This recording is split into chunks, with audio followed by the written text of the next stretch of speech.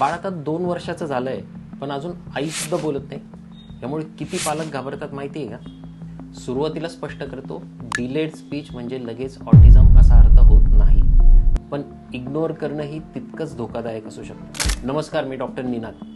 Delayed speech म्हणजे मुलाच्या speech आणि लँग्वेज माइलस्टोन्समध्ये वयानुसार थोडे उशिरा डेव्हलप होणं. काही मुलं बोलायला उशिरा सुरू करतात, पण त्यांचे अंडरस्टँडिंग आणि इंटरॅक्शन नॉर्मल असू शकतं.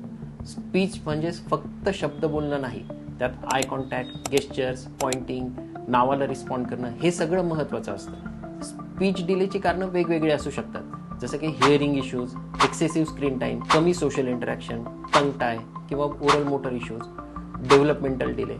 म्हणूनच प्रत्येक स्पीच डिलेचं कारण वेगळं असू शकतं आणि एकच कारण सगळ्यांना लागू होत नाही.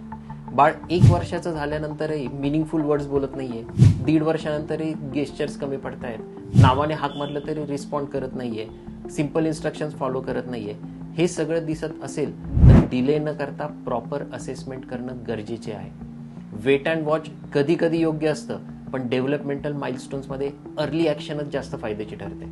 म्हणून इतर लोक काय म्हणतायत यापेक्षा तुमच्या इन्स्टिंक्टवर विश्वास ठेवा आणि डाऊट असेल तर डेव्हलपमेंटल पीडियाट्रिशियन किंवा पेडियाट्रिशियनला कन्सल्ट करा.